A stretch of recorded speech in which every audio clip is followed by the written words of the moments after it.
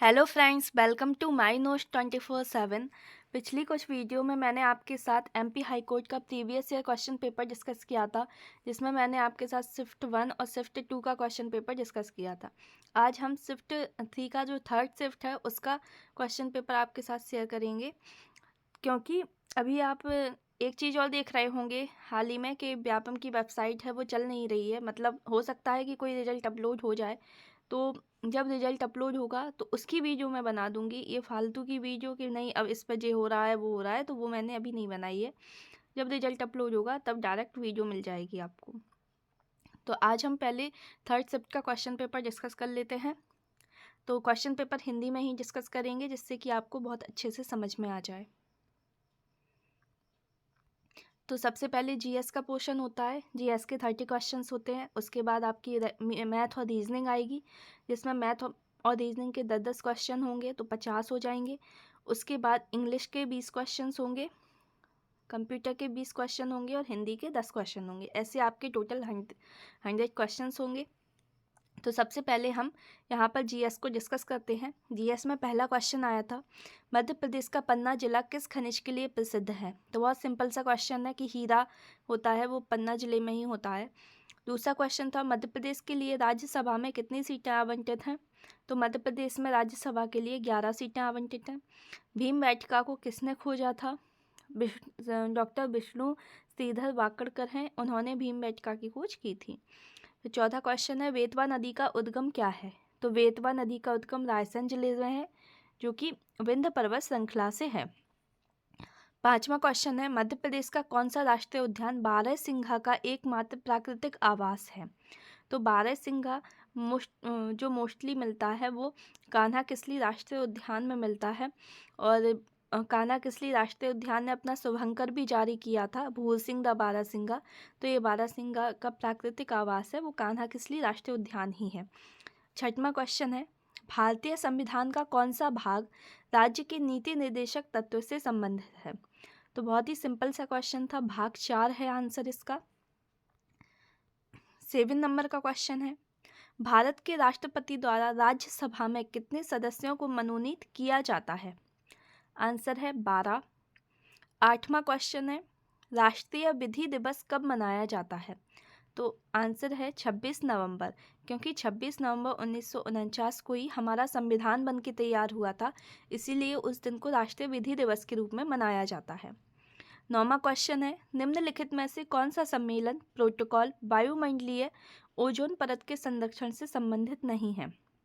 Option 1 Vienna सम्मेलन, option 2 Montreal सम्मेलन, option 3 bone सम्मेलन या ऑप्शन 4 इनमें से कोई नहीं। तो आंसर इसका बोन सम्मेलन। 10वां क्वेश्चन है, 2021 में शांति का नोबेल पुरस्कार किसने जीता। तो शांति का जो नोबेल पुरस्कार था वो 2 लोगों को मिला था, एक थे मारिया रेसा और दूसरी हैं दमित्री मोराटोव। 11वां क्वेश्चन है, भारत में प्रोजेक्ट टाइगर कब शुरू किया गया। तो भारत में प्रोजेक्ट टाइगर 1973 में स्टार्ट हुआ था। 12वां क्वेश्चन है, निम्नलिखित में से भारत का मानक मध्याह्न समय क्या है। तो आंसर है 82 मानक 30 ई, ये भारत का मानक मध्याह्न समय है। 13 नंबर का क्वेश्चन है, निम्नलिखित में कौन सी रेखा भारत और पाकिस्तान को अलग करती है। तो इसका आंसर है रेड क्लिफ रेखा। 14 नंबर का क्वेश्चन है, निम्नलिखित में से कौन भारत का पहला जैविक राज्य है। तो भारत का पहला जैविक राज्य सिक्किम को कहा जाता है। 15वां क्वेश्चन है, दशक के आईसीसी पुरुष क्रिकेटर के रूप में किसे सम्मानित किया गया है। तो आंसर है विराट कोहली। 16वां क्वेश्चन है, डूरंड कप किस खेल से संबंधित है। तो डूरंड कप फुटबॉल से संबंधित है। 17वां क्वेश्चन है, वास्को डी गामा भारत में किस वर्ष आया था। तो वास्को डी गामा भारत में आया था 1498 में। 18वां क्वेश्चन है, निम्नलिखित में से कौन सी साप्ताहिक पत्रिका को महात्मा गांधी के द्वारा शुरू किया गया था। तो महात्मा गांधी ने यंग इंडिया नाम की साप्ताहिक पत्रिका जारी की थी। 19वां क्वेश्चन है, सत्यमेव जयते शब्द लिखा गया है। तो सत्यमेव जयते जो शब्द है वो मुंडकोपनिषद में मिलता है। 20वां क्वेश्चन है, त्रिस्तरीय पंचायती राज व्यवस्था के लिए किस समिति ने सिफारिश की थी। तो आंसर है बलवंत राय मेहता समिति ने। 21वां क्वेश्चन है, जवाहर सागर जल विद्युत परियोजना किस नदी पर स्थित है? तो जवाहर सागर जो परियोजना है वो है चंबल नदी पर। 22वां क्वेश्चन है, ऐशबाग स्टेडियम किस शहर में है? भोपाल में है। 23वां क्वेश्चन है, नालंदा विश्वविद्यालय की स्थापना निम्नलिखित में से किस गुप्त शासक ने की थी? तो इसका आंसर है कुमारगुप्त प्रथम। उसके बाद 24वां क्वेश्चन है, निम्नलिखित में से कौन जैन धर्म के 24वें तीर्थकार थे? तो 24वें और अंतिम तीर्थकार थे वो महावीर थे। उसके बाद 25वां क्वेश्चन है, राजा राम मोहन राय निम्नलिखित में से किस संगठन के संस्थापक थे? तो राजा राम मोहन राय ने ब्रह्म समाज की स्थापना की थी। 26वां क्वेश्चन है, मध्य प्रदेश में करेंसी प्रिंटिंग प्रेस कहाँ स्थित है? तो करेंसी प्रिंटिंग प्रेस है देवास में। 27वां क्वेश्चन है, भारत में अब तक कितनी राष्ट्रीय शिक्षा नीतियाँ लागू की जा चुकी हैं? तो आंसर है 3। 28वां क्वेश्चन है, भारत में नियमित जनगणना कब शुरू हुई? तो भारत में नियमित जनगणना 1881 से शुरू की गई थी। 29वां क्वेश्चन है, निम्नलिखित में से किस रक्त समूह को सार्वजनिक दाता कहा जाता है? तो जो ओ होता है, ओ रक्त समूह होता है, उसे हम सार्वजनिक दाता कहते हैं। 30वां क्वेश्चन है, थर्मामीटर के आविष्कारक कौन थे? तो इसका आंसर है डेनियल गैब्रियल फ़ारेनहाइट। तो ये हमारी जीके, जीएस, एमपी जीके सभी को मिला के ये 30 क्वेश्चंस हो गए हैं। इसमें आपकी जीएस भी आई है। जनरल साइंस के 2 ही क्वेश्चन आए हैं जो कि सिंपल है, सार्वजनिक दाता रक्त समूह कौन है और थर्मामीटर के आविष्कारक कौन है। कोई डीप में साइंस नहीं पूछी गई है। एमपी के क्वेश्चन आए हुए हैं, ज़्यादातर एमपी के क्वेश्चन है और इंडिया के भी क्वेश्चन आए हुए हैं। एक दो क्वेश्चन करंट के भी थे, जैसे कि नोबेल पुरस्कार दिया गया है और आईसीसी क्रिकेट रैंकिंग में जो दशक में सर्वश्रेष्ठ खिलाड़ी है वो पूछा गया था। तो ये 2 क्वेश्चन करंट से हो गए थे। तो आपके मिले जुले सभी क्वेश्चन आ रहे हैं, तो सभी आपको पढ़ने की ज़रूरत है। उसके बाद मैथ और रीजनिंग के 20 क्वेश्चन हैं, इन्हें भी हम हिंदी में ही डिस्कस करेंगे जिससे कि आपको अच्छे से समझ में आ जाए। तो यहाँ पर 31 से 35 तक रीजनिंग में एक क्वेश्चन दिया गया है, निम्नलिखित अनुक्रम का ध्यानपूर्वक अध्ययन करें और नीचे दिए गए प्रश्न का उत्तर दें। तो ये आपको एक लाइन दे दी गई है जिसमें आपके लेटर्स हैं, इंग्लिश अल्फ़ाबेट है, इंग्लिश अल्फ़ाबेट के लेटर्स हैं, उसके बाद आपके नंबर्स हैं और ये आपके जो सिंबल होते हैं वो सिंबल दिए गए हैं। अब इसका पहला क्वेश्चन है, निम्नलिखित में से कौन सा तत्व दिए गए अनुक्रम के दाएं से 18वें तत्व के दाएं और 7वां है? अगर दाएं दाएं पूछा गया है तो आपको उसे माइनस कर दें, 18 में से 7 जाएंगे तो 11 बचेंगे और दाएं से 11वें नंबर पर जो होगा वही इसका आंसर होगा। उसके बाद 32 नंबर का क्वेश्चन है, यदि अंतिम 15 तत्वों का क्रम उलट दिया जाए तो निम्नलिखित में से कौन सा तत्व बाएं सिरे से 12वें तत्व के दाईं और 5वें स्थान पर होगा?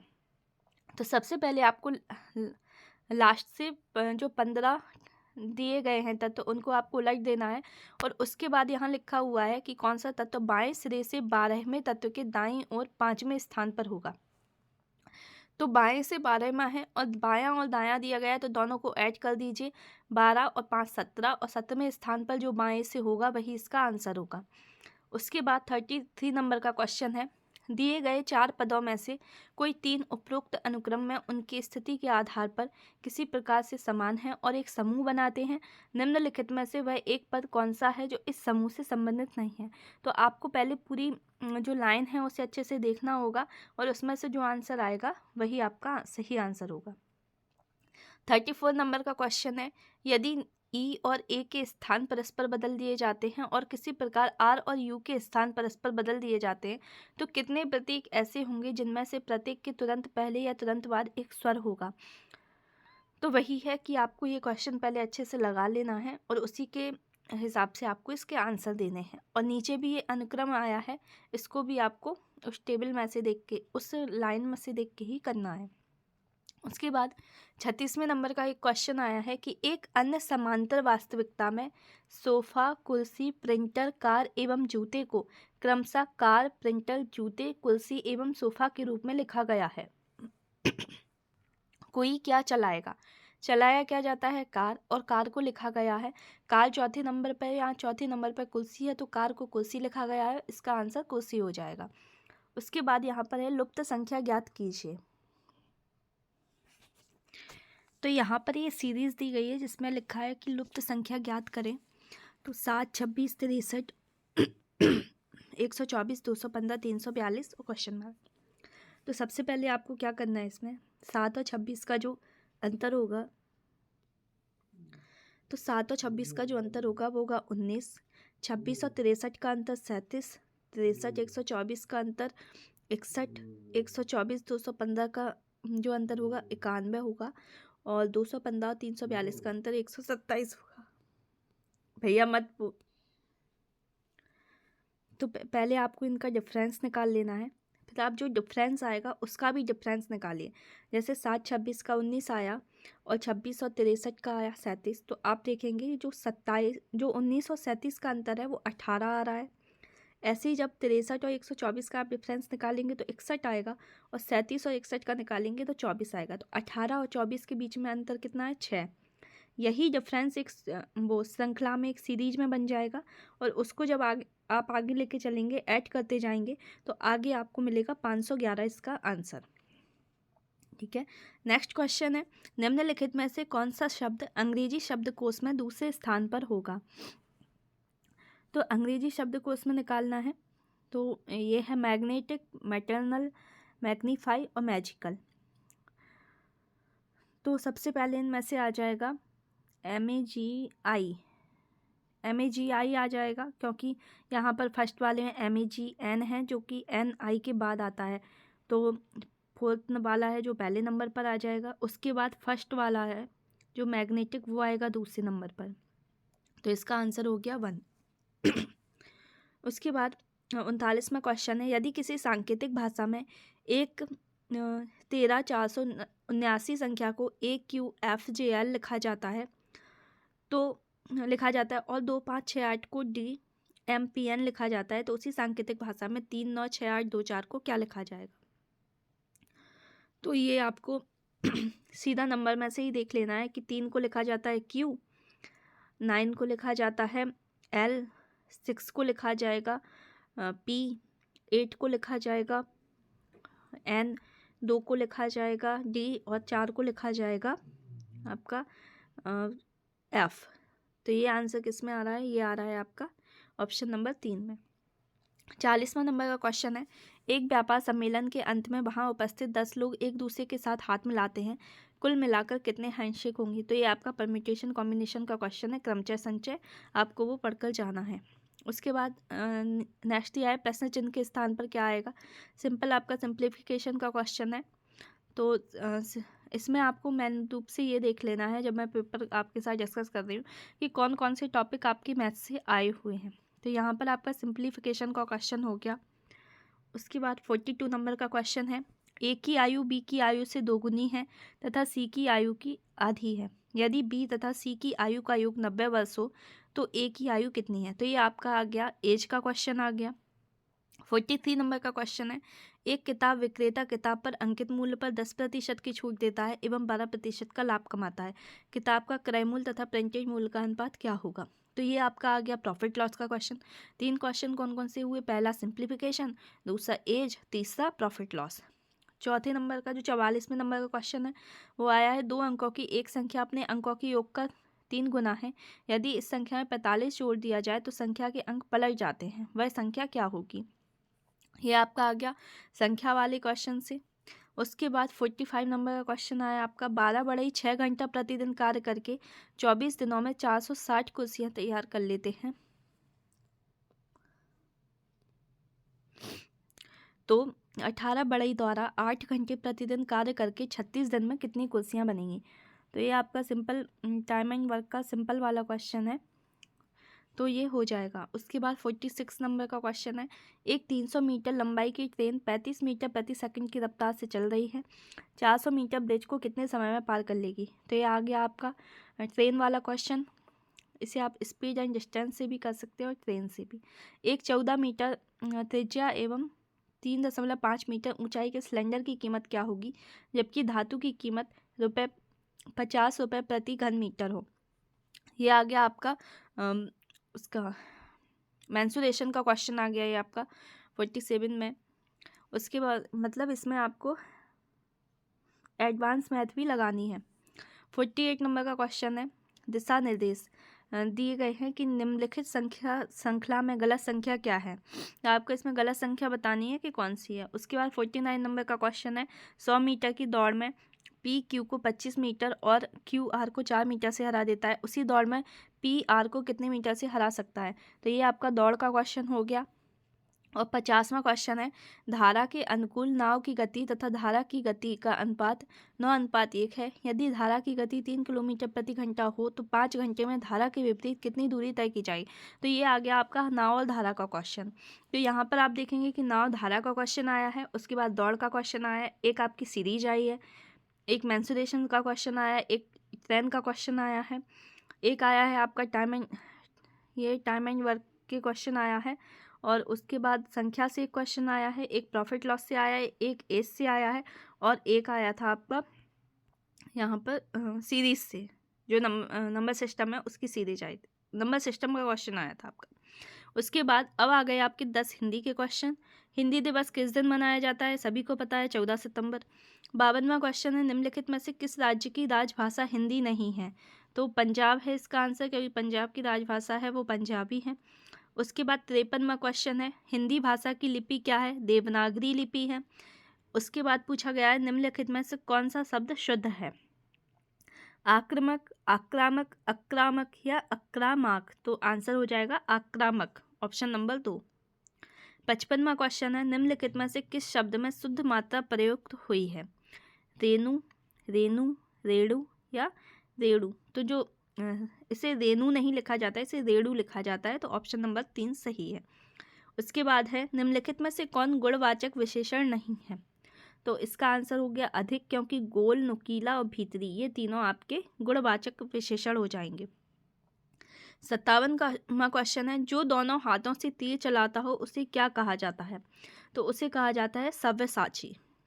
58वां क्वेश्चन है, जिस शब्द से क्रिया के होने का समय निर्धारित हो उसे क्या कहते हैं। तो वो होता है काल। 59वां क्वेश्चन है, फेंक कर चलाए जाने वाले हथियार को क्या कहते हैं। तो ये है अस्त्र। और 60वां क्वेश्चन है, निर्मल का सही संधि विच्छेद क्या है। तो निर्मल का संधि विच्छेद होगा निधन मल। ये एक विसर्ग संधि है, जो रा होता है वो विसर्ग के रूप में आ जाता है। इसके बाद आपके आ गए इंग्लिश के 20 क्वेश्चन। जैसा कि मैंने आपको लास्ट 2 पेपर जो डिस्कस किए थे उसमें बताया था कि इंग्लिश में मोस्टली आपकी वोकैब आती है, जो कि 12 से 13 क्वेश्चन आपके वोकैब के ही आते हैं। तो इसमें भी वही देखने को मिल रहा है, तो डिस्कस कर लेते हैं। पहला क्वेश्चन है 61वां नंबर का, choose the one which best express the meaning of the word eager. Eager का मतलब होता है मतलब जानने को इच्छुक होना, किसी चीज़ को जानने की इच्छा रखना। तो इसका आंसर हो जाएगा क्यूरियस। 62 नंबर का क्वेश्चन है, choose the one which best express the meaning of the word tent.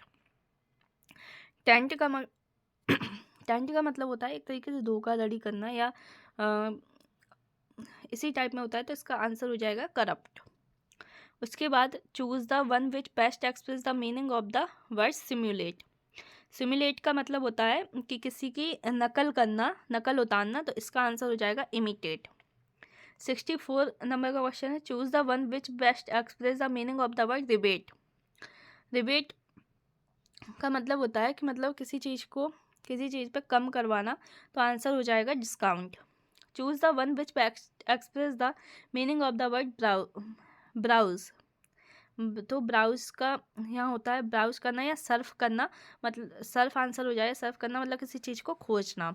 अब 66 नंबर का क्वेश्चन है, choose the one which best express the meaning of the word marvellous. Marvellous का answer हो जाएगा wonderful, मतलब बहुत अच्छा। 67 नंबर का क्वेश्चन है, choose the word opposite in meaning the word dormant. Dormant का मतलब होता है कि मतलब एक तरीके से ढीले पड़ जाना या सुस्त हो जाना। तो इसका आंसर हो जाएगा अपोजिट में एक्टिव। 68 नंबर का क्वेश्चन है, choose the word opposite in meaning to the word confident.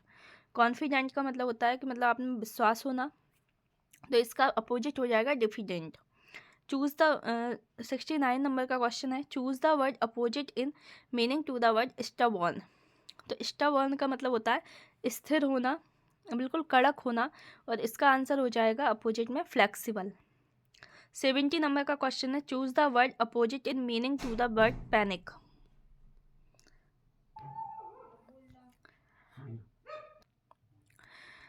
तो हमारा 70 नंबर का क्वेश्चन है, choose the word opposite in meaning to the word panic.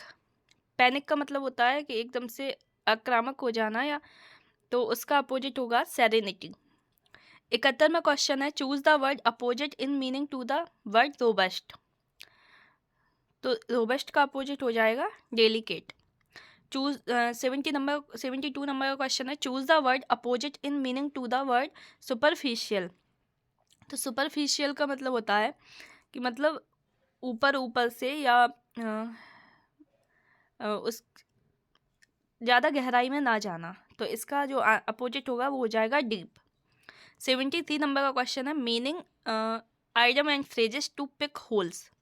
तो टू पिक होल्स का मतलब होता है किसी को परेशान करना, तो इसका मतलब हो जाएगा टू क्रिटिसाइज समवन। 74 नंबर का क्वेश्चन है, definition of blank life history of a person return by another. तो किसी और के द्वारा किसी की लाइफ की हिस्ट्री लिखी जाती है, उसे बोलते हैं बायोग्राफी। 75 नंबर का क्वेश्चन है, ए डेकोरेटिव हैंड राइटिंग। तो ए डेकोरेटिव हैंड राइटिंग जो होती है उसे बोलते हैं कैलीग्राफी। अब 76 नंबर का क्वेश्चन है, आइडम फ्रेजेस आई है, to read between the lines. इसका मतलब होता है कि मतलब कोई राज को खोजना, तो इसका आंसर हो जाएगा to grasp the hidden meaning, मतलब उसका छुपा हुआ अर्थ निकालना। 77 नंबर का क्वेश्चन है, fill in the appropriate word, the car was blank the traffic and the policeman asked the driver to move off. तो आंसर हो जाएगा ऑब्स्ट्रक्टिंग। ऑब्स्ट्रक्टिंग का मतलब होता है कि जो द कार वार वो ट्रैफिक को बढ़ा रही है, and the policeman asked the driver to move up, मतलब वो ड्राइवर से बोल रहा है कि आप आगे बढ़िए। 78 नंबर का क्वेश्चन है, fill in the appropriate word, there are blank views on the issue of giving bonus to the employees. तो इसका जो आंसर हो जाएगा वो होगा डिवर्जेंट।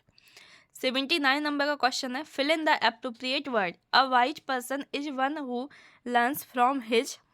मतलब एक बुद्धिमान व्यक्ति वह होता है जो अपनी किन से सीखता है, तो सब आंसर हो जाएगा मिस्टेक्स, जो अपनी गलतियों से सीखता है।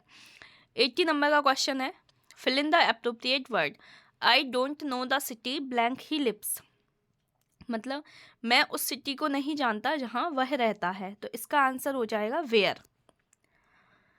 तो ये हमारे इंग्लिश के हो गए 20 क्वेश्चन। इसमें आपने देखा होगा कि लगभग आपके 13 क्वेश्चन, तो सिर्फ 12 क्वेश्चन ओनली वोकैब से आए हैं, जिसमें आपके एंटोनिम और सिनोनिम पूछा गया है, 3-4 आपकी आइडम फ्रेजेस आई हैं, और लास्ट के 5 क्वेश्चन आपके अप्रोप्रिएट वर्ड के आए हैं। 4 क्वेश्चन आपके अप्रोप्रिएट वर्ड के आए हैं और आइडम फ्रेजेस आई हैं, और इसके अलावा आपके सिर्फ एंटोनिम और सिनोनिम आए हुए हैं। अब आ जाएंगे हम लास्ट में कंप्यूटर पर। कंप्यूटर के 20 क्वेश्चंस हैं।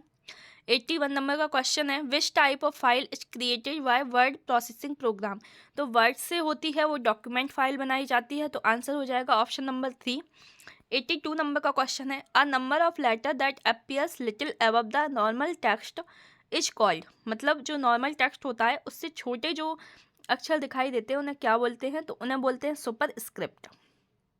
83 नंबर का क्वेश्चन है, which function in excel tells how many numeric entries are there. तो आंसर हो जाएगा काउंट।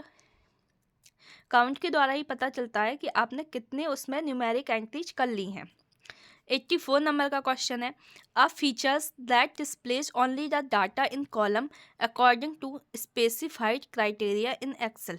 मतलब जो एक्सेल का स्पेसिफाइड क्राइटेरिया है उसके कॉलम्स में जो डाटा को डिस्प्ले करता है वो कौन सा फीचर होता है, तो वो होता है फिल्टरिंग। फिल्टरिंग के आप जैसा फिल्टर लगा देंगे उसी के हिसाब से वो दिखाएगा। जैसे कि आपने 5-6 एंट्रीज की, और उस जैसे आपने 5-6 एंट्री अलग अलग डेट में की, लेकिन आपने फिल्टर लगा लिया कि डेट वाइज आना चाहिए, वो भी असेंडिंग ऑर्डर में, तो जो पहली वाली जो लास्ट मतलब सबसे कम डेट की होगी वो पहले आएगी, बढ़ते क्रम में वो आ जाएगी, जैसे 4, 5, 6 ऐसे में आ जाएगी।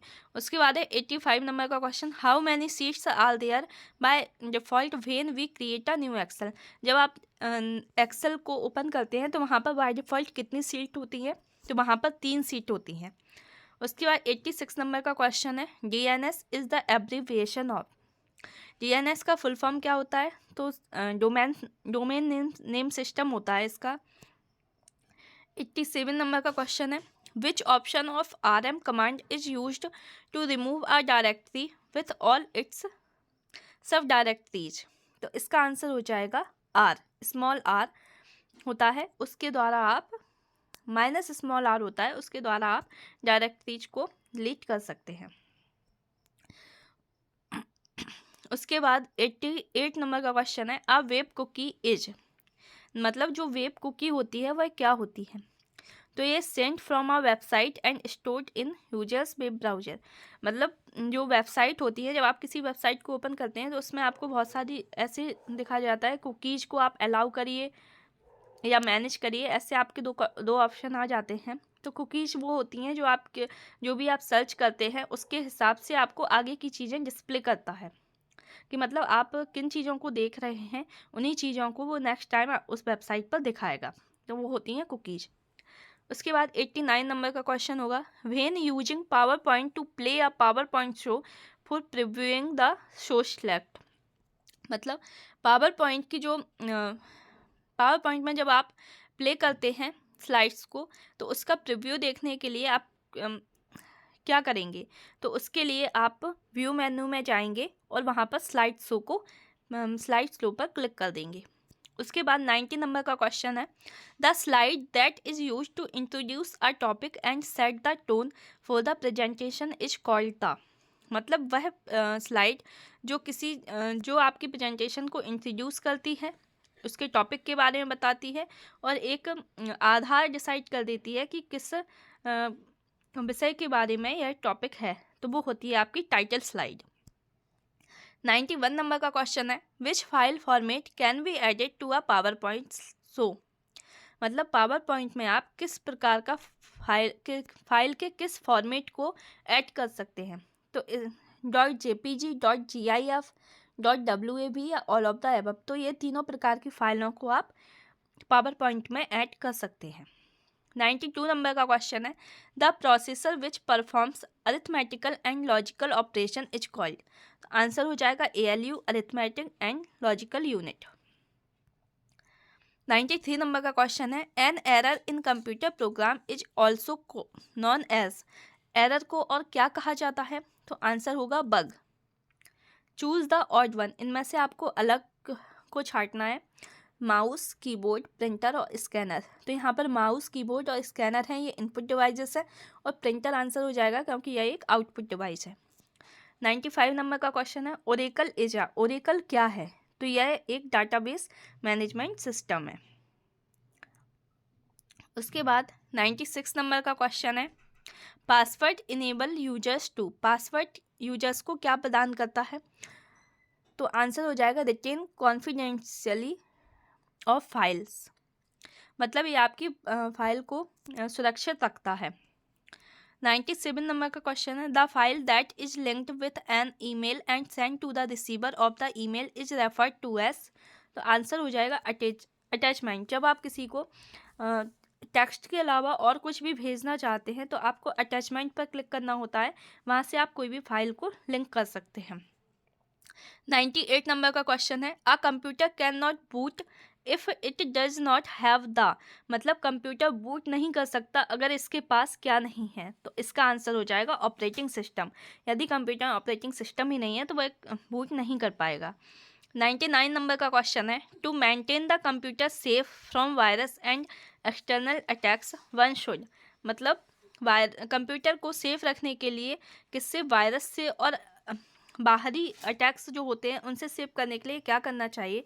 Option A, always use recommended operating system updates. Second है, always use the up to date antivirus and firewall softwares. Third number है never click links from suspicious email और अननोन सोर्सेस या ऑल ऑफ दीज। तो answer हो जाएगा all of these. 100 number का question है in the computer system the encryption techniques are primarily used for improving the. तो इसका आंसर हो जाएगा सिक्योरिटी, क्योंकि इंक्रिप्शन एक वो चीज़ होती है जो आपके मैसेज को कोड के रूप में जाल कर देता है, और जब आप किसी के पास ये मैसेज जाता है तो वहाँ पर डिक्रिप्शन में जाता है और वहाँ से वो मैसेज वैसा ही दिखाई देने लगता है जैसा आपने उसे भेजा है। तो ये आपकी सिक्योरिटी के लिए होता है, जिससे कि बीच में उसके साथ कोई छेड़छाड़ ना की जाए। तो ये मैंने आपके साथ में MP high court previous year question paper 22 फरवरी 2022 का डिस्कस किया है, थर्ड शिफ्ट का। और इसमें भी आपने देखा होगा कि पिछले दोनों पेपर्स की तरह इसमें भी क्वेश्चन वैसे ही आए हैं जैसे उसमें आए हुए थे, कोई ज़्यादा अंतर नहीं है।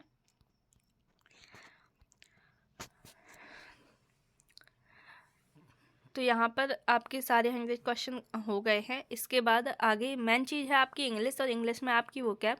तो जल्द ही मैं आपके साथ इंग्लिश की वोकैब के लिए एक सेशन स्टार्ट करूँगी, और उसमें मैं आपके साथ जो प्रीवियस ईयर पेपर में जो इंग्लिश की वोकैब आई है पहले वो डिस्कस करूँगी, और उसके बाद जो आ सकती है वो भी डिस्कस करूँगी। तो मिलते हैं नेक्स्ट वीडियो में। अगर आपको वीडियो अच्छी लगती हो वीडियो को लाइक करिए, चैनल को सब्सक्राइब करिए, जिससे कि आगे आने वाली वीडियो का नोटिफिकेशन आपको सबसे पहले प्राप्त हो। तब तक के लिए अपना ध्यान रखिए। Bye bye, take care.